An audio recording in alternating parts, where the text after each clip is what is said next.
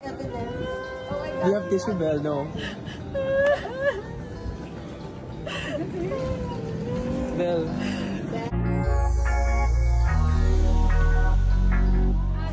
So happy. It's so great. Look at each other.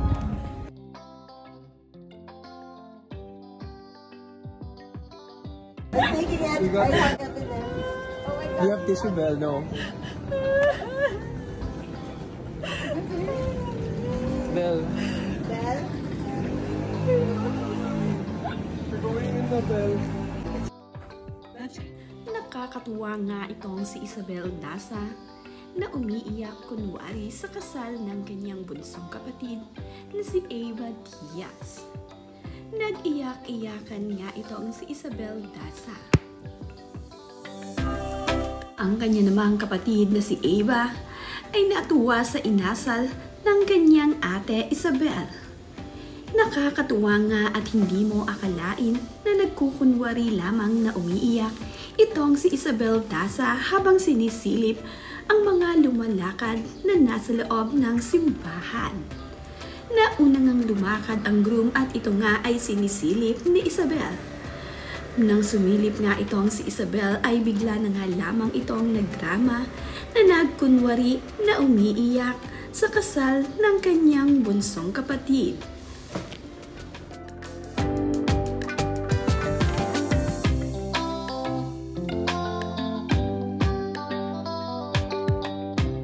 That changed my perspective on life forever. You know, at 25, I learned from my baby sister that not everything in life revolves around money and fame and what other people thought. But it's about relationships that you nurture. And it was such a bitter pill to swallow because I like money.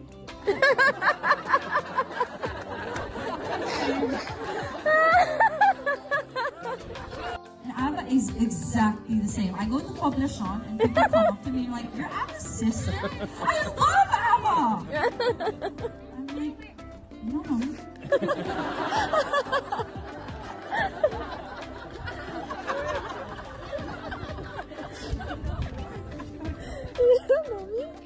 And I was not an Ava. I was like, how can they be your best friends if not coming to your wedding? You're so rude.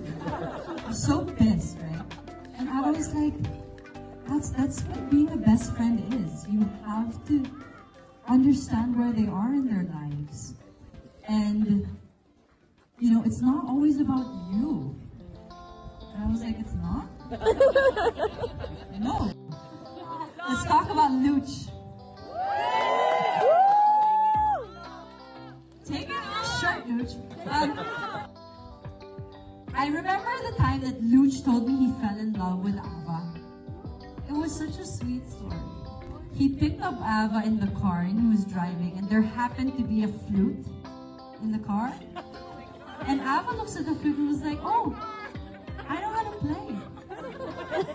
And he was like, "Talaga?" So she picks up the flute and she plays the Bayang Magiliw on her nose.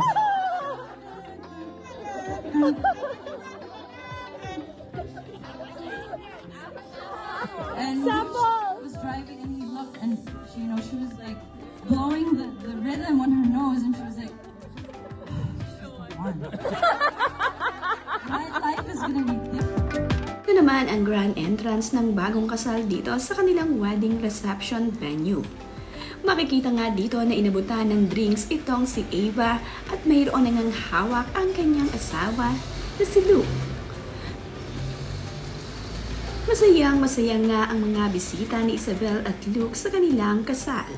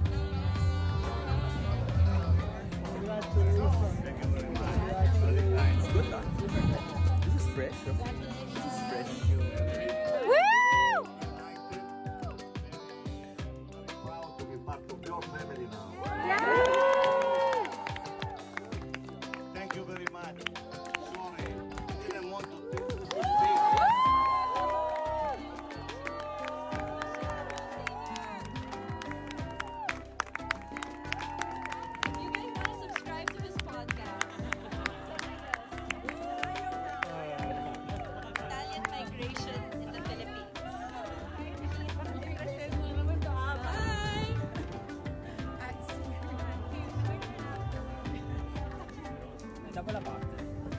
Sì.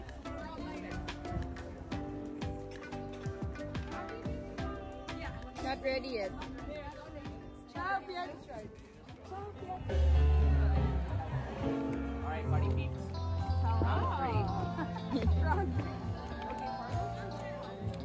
Marami nga ang dumalo sa kasal ni Ava at Luke na kanilang malalapit na kapamilya, kaanak at mga kaibigan. Dito nga sa Italy naganap ang kasal ng bunsong anak ni Gloria Diaz. In high school, he was selling Italian products with his dad, and I went over there and tried it, pretending to be interested, but really because I just wanted to interact with him. And then I didn't have any money, so I just did what we were taught. Like I just said, I'm gonna come back. I reserved that for me, and then I ran off and never showed my face again. Fast forward, he's dating my sister. Nagkaroon nga ng celebration dito sa kasal ni Ava at Luke. Mayroon ngang mga pa-activity at party para sa bagong kasal.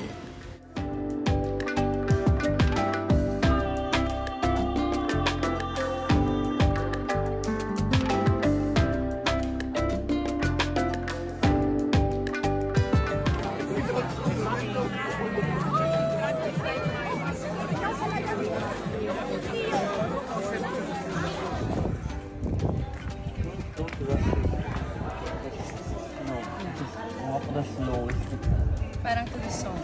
Yeah. Couldn't even choose the song. Just